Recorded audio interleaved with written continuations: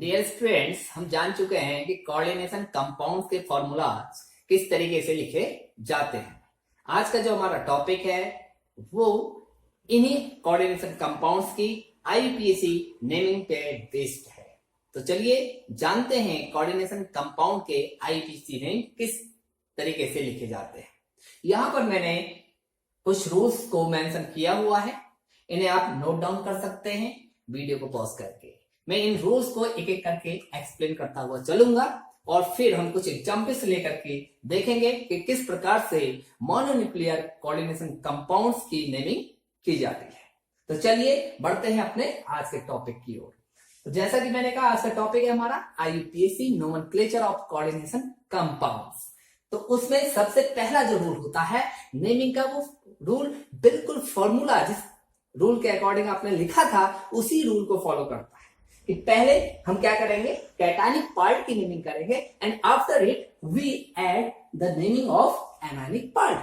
तो सबसे पहली चीज कैटायनिक पार्ट का नाम सबसे पहले लिखा जाएगा और उसके बाद ही एनायनिक पार्ट का नाम लिखा जाएगा, जैसा कि हमने देखा था इन केस ऑफ फॉर्मूलाज। और फॉर्मूले के आधार पर ही आप आईयूपीएसी नोमेनक्लेचर देंगे। तो फॉर्मूले में इसी क्रम को फॉलो किया गया होगा, जिस क्रम में आपको फॉर्मूला दिया गया है उसी क्रम में उनकी नेमिंग भी की जानी है। तो पहला रूल आप समझ चुके हैं। एग्जाम्पल के तौर पर मैं यहां पर एक कोऑर्डिनेशन कंपाउंड लेके चल रहा हूं, K4FeCN होल ऑफ 6। ये हमारा कोऑर्डिनेशन कंपाउंड है।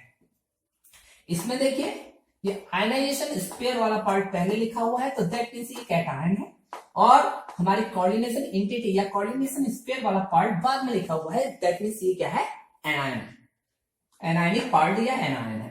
तो पहले हम किसकी नेमिंग करेंगे, पहले हम कैटायनिक पार्ट की नेमिंग करेंगे और उसके बाद हम किसकी नेमिंग करेंगे, coordination entity that means anionic part.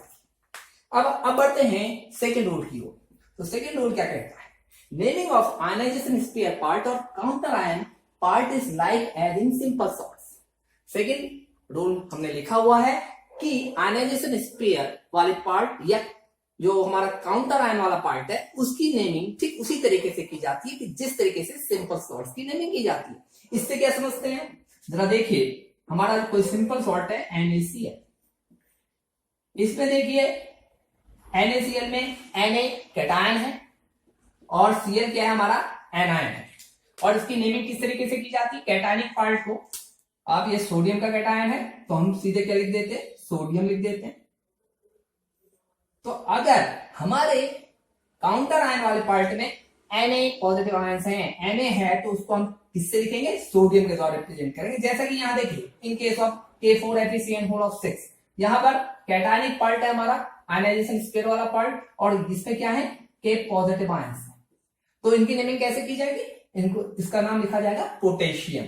इसी प्रकार देखिए अगर Cl आयनाइजेशन स्पेयर वाला पार्ट एनायनिक पार्ट होता और वहां क्या होता, Cl नेगेटिव आयन होता, तो Cl नेगेटिव आयन की नेमिंग किस तरीके से की जाती है, सॉल्ट में एज क्लोराइड की जाती है।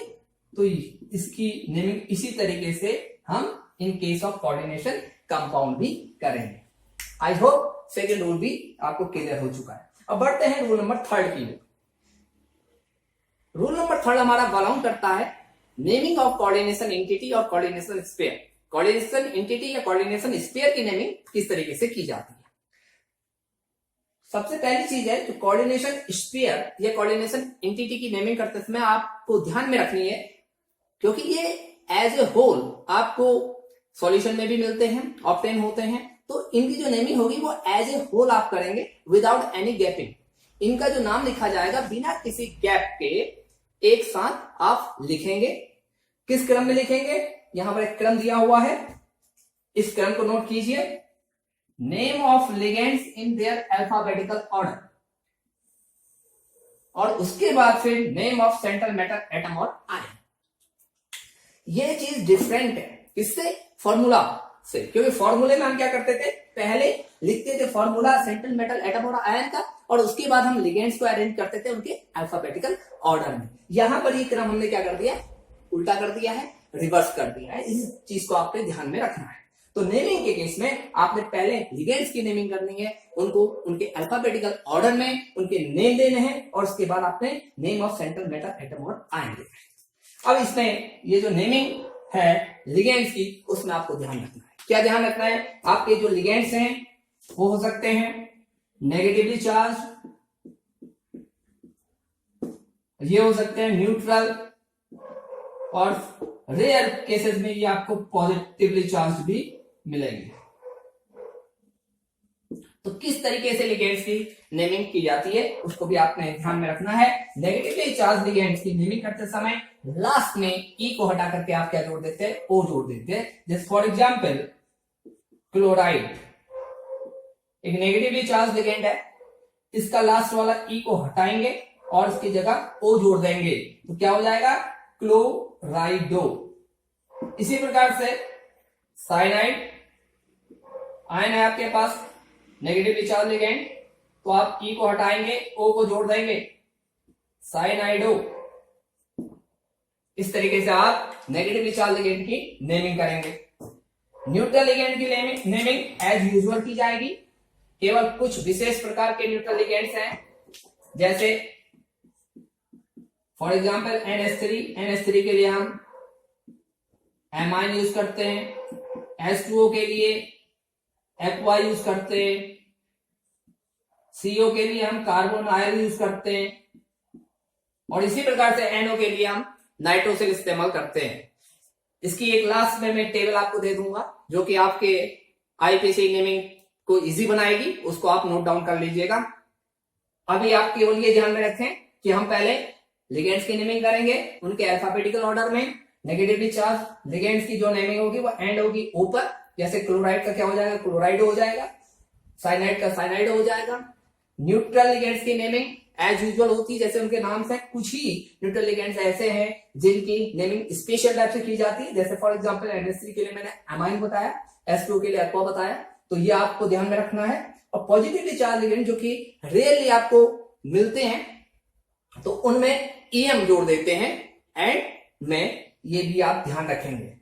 अब उसके बाद आता है name of central metal atom और आयन, लेकिन उससे पहले मैंने एक रूल नंबर 4 इंक्लूड किया हुआ है, जरा देखें। Before naming of ligand their number is written in Greek di tri tetra etc as prefix.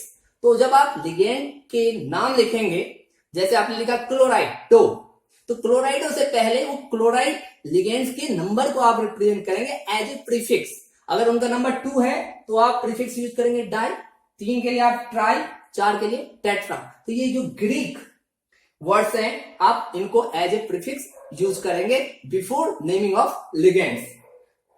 I hope rule number 4 आपको क्लियर हो चुका है।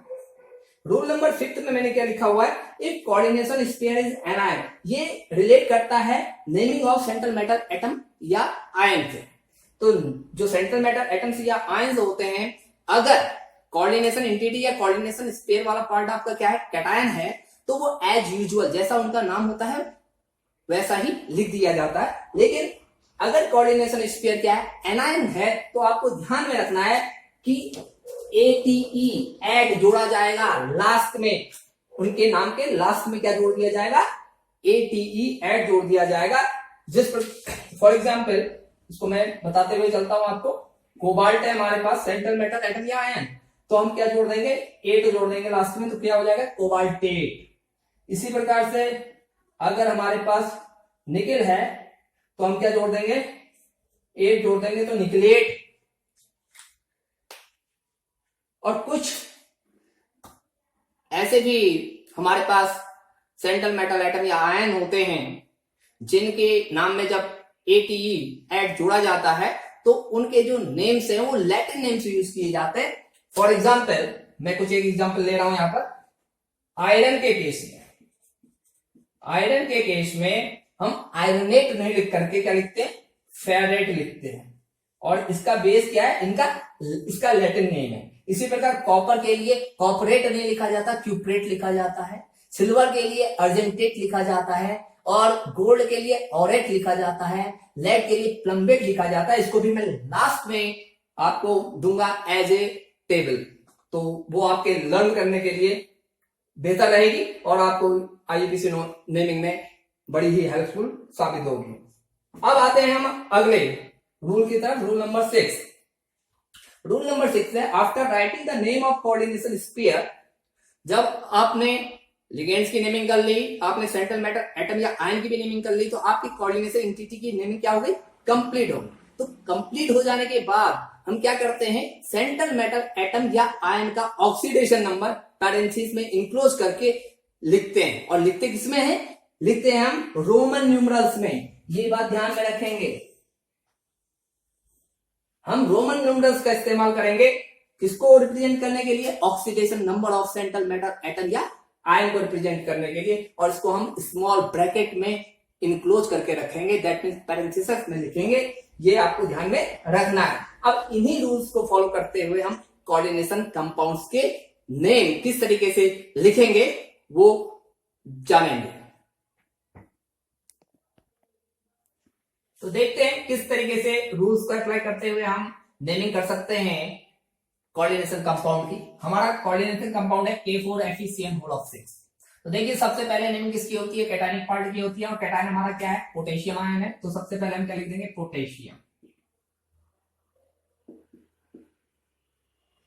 अब देखिए नेमिंग ऑफ, देखिए हमने पहला वाला रूल भी फॉलो कर लिया है, कैटायनिक पार्ट को हमने पहले नाम दिया है। और साथ में हमने सेकंड वाले रूल को भी फॉलो कर दिया, क्योंकि इसका कैटायनिक पार्ट क्या है? हमारा आयनाइजेशन स्क्वायर वाला पार्ट है या काउंटर आयन वाला पार्ट है। जैसा कि सेकंड रूल हमारा इसी पे बेस्ड था, naming of ionization sphere part और counter ion part is like as in simple salts. तो सिंपल सॉर्ट्स में जैसे इनकी नेमिंग की जाती है उसी तरीके से हम यहां पर भी नेमिंग करते हैं। तो अगर पोटेशियम का कोई सॉल्ट है KCl, तो यहां हम नेमिंग क्या करते थे? Potassium chloride. तो के पॉजिटिव आयन के लिए हम क्या इस्तेमाल करते हैं? पोटेशियम। तो यहां पर हमने क्या लिख दिया? पोटेशियम। अब आते हैं रूल नंबर 3 की ओर। जरा देखें, name of coordination sphere is written as whole without any gapping in following order. अब हमें जो भी हम लिखेंगे वो बिना किसी गैपिंग के लिखना है। तो यहां पर स्पेस कम है, मैं नीचे से लिखना शुरू कर रहा हूं। और हमें फॉलो क्या करना है? सीक्वेंस, पहले लिगेंड्स को उनके अल्फाबेटिकल ऑर्डर में नेमिंग करनी है लिगेंड्स की, और उसके बाद हमें सेंट्रल मैटर एटम या आयन की नेमिंग करनी है। रूल नंबर 4 में हमने लिख रखा है before naming of ligand their number is written in Greek. तो सबसे पहली चीज हमें लिगेंड्स की नेमिंग करनी है और लिगेंड का भी नंबर देखना है। तो लिगेंड का नंबर क्या है? यहाँ 6 है। यहां पर कोई अल्फाबेटिकल ऑर्डर हमें डिसाइड नहीं करना है, क्योंकि हमारे पास केवल और केवल क्या है? साइनाइड लिगेंड्स है। इनका नंबर क्या है? 6 है। तो पहले हमने क्या करना है? प्रीफिक्स के तौर पर इसके नंबर को रिप्रेजेंट करना है। और 6 को रिप्रेजेंट करने के लिए हम क्या लगा देंगे? प्रीफिक्स हेक्सा, जो कि एक ग्रीक वर्ड है। तो हेक्सा हमने इस्तेमाल कर लिया। अभी कौन सा लिगेंड है हमारे पास? साइनाइड लिगेंड है। और अभी मैंने जब रूल नंबर 3 को आपको एक्सप्लेन किया था तो मैंने बताया था जब नेगेटिवली चार्ज लिगेंड होते हैं तो उनके एंड में हम ई को हटा करके क्या जोड़ देते हैं? ओ जोड़ देते हैं। तो यहां पर क्या हो जाएगा? साइनाइडो। क्या हो गया? साइनाइडो। तो हेक्सा साइनाइडो, हमने लिगेंड्स की नेमिंग कंप्लीट कर ली। अब हमारी नेमिंग किसकी रही? सेंट्रल मैटर एटम या आयन की। अब इससे रिलेट करता है हमारा रूल नंबर 5। जरा देखें, कोऑर्डिनेशन स्फीयर इज एनायन। जैसा कि इस केस में है, हमारा कोऑर्डिनेशन स्फीयर क्या है? एनायनिक पार्ट है। तो एनायनिक पार्ट की जो नेमिंग करते समय हमने क्या ध्यान में रखना है? 8 is joined in last at the name of central matter atom और आयन। जैसा कि मैंने आपको बताया था, आयरन के केस में आयरनेट नहीं होता बल्कि क्या होता है? फेरेट होता है, क्योंकि इसका लैटिन नेम इस्तेमाल किया जाता है। तो यहां पर हम 8 जोड़ करके नेमिंग कर देंगे, फेरेट हो जाएगा। क्या हो गया? हेक्सासाइनाइडो फेरेट। ये नेमिंग में हमने बिल्कुल भी गैपिंग नहीं छोड़नी है, इस चीज का आप ध्यान रखें। तो हमारी नेमिंग हो गई है कोऑर्डिनेशन एंटिटी या कोऑर्डिनेशन स्फीयर वाली पार्ट की हेक्सासाइनाइडो फेरेट। अब बढ़ते हैं रूल नंबर 6 की ओर। After writing the name of coordination sphere, oxidation number of central metal atom और ion is written in Roman numerals in parenthesis. अब हमने क्या करना है? इस Fe का ऑक्सीडेशन नंबर फाइंड आउट करना है और उसको पैरेंथेसिस में लिख देना है। किसमें? रोमन न्यूमरल में। तो सबसे पहले फाइंड आउट करते हैं ऑक्सीडेशन नंबर ऑफ Fe। तो देखिए यहां पर क्या हो गया है? K4 FeCN6 में। जरा देखिए, 4 K पॉजिटिव तो टोटल चार्ज हो गया 4 इंटू प्लस 1। मान लिया आयरन पर चार्ज है x और 6 साइनाइड लिगेंड्स पे चार्ज हो गया -1। 6 इंटू -1 ओवरऑल चार्ज 0। तो इससे आपने x को फाइंड आउट कर लिया +2। तो यहां पर आयरन का ऑक्सीडेशन नंबर क्या है 2 है, तो उसको हम किस में दिखाएंगे रोमन न्यूमरल्स में दिखाएंगे और पैरेंथेसिस में इंक्लोज कर देंगे जैसे कि मैंने यहां पर कर दिया। तो हमारा कंप्लीट नेम क्या हो गया पोटेशियम हेक्सा साइनाइडो फेरेट सेकेंड। तो इस तरीके से आप उस कोऑर्डिनेशन कंपाउंड की नेमिंग कर सकते हैं जिसका कैटायनिक पार्ट तो आपका क्या हो आयनाइजेशन स्पेयर वाला पार्ट हो और एनायनिक पार्ट क्या हो कोऑर्डिनेशन स्पेयर वाला पार्ट हो। अब हम एक और एग्जांपल लेकर के चलेंगे जिसमें हमारा जो कैटायनिक पार्ट है वो तो कोऑर्डिनेशन एंटिटी वाला होगा और जो एनायनिक पार्ट होगा वो आयनाइजेशन स्पेयर का पार्ट होगा। अब हम एक और एग्जांपल लेकर के चल रहे हैं, आईपीसी नेमिंग को समझने की कोशिश कर रहे हैं इन रूल्स के बेसिस पर। और इस कोऑर्डिनेशन कंपाउंड में हमने कोऑर्डिनेशन एंटिटी को कैटायनिक ले रखा है, जबकि आयनाइजेशन स्पेयर वाला पार्ट हमारा क्या है एनायनिक है, जो कि पहले वाले केस से क्या है डिफरेंट है। तो पहले किसकी नेमिंग की जाएगी इसमें कोऑर्डिनेशन एंटिटी या कोऑर्डिनेशन स्पेयर की नेमिंग की जाएगी। तो पहले हम कोऑर्डिनेशन एंटिटी या कोऑर्डिनेशन स्पेयर की नेमिंग करेंगे और आफ्टर इट हम आयनाइजेशन स्पेयर की नेमिंग करेंगे। तो हम आते हैं कोऑर्डिनेशन एंटिटी की नेमिंग की ओर। तो name of coordination sphere is written as whole. आपने उसको एज ए होल लिखना है, उसमें किसी प्रकार की कोई गैपिंग नहीं करनी है और फॉलो करना है कौन सा sequence name of ligand in their alphabetical order और उसके बाद name of central matter atom और आयन। तो देखिए हमारे पास यहां पर क्या है ये हेटेरोलेक्टिक कोऑर्डिनेशन एंटिटी है। तो यहां पर हमारे पास दो तरीके के लिगेंड हैं और उनको अल्फाबेटिकली ही लिखा जाता है फॉर्मूले में भी। तो आपको अल्फाबेटिकल ऑर्डर के बारे में ज्यादा सोचने की आवश्यकता नहीं है। पहले यहां पर अमोनिया को लिखा गया और बाद में क्लोराइड आयन को लिखा गया। तो इसी सीक्वेंस को फॉलो करते हुए हमें भी चलना है।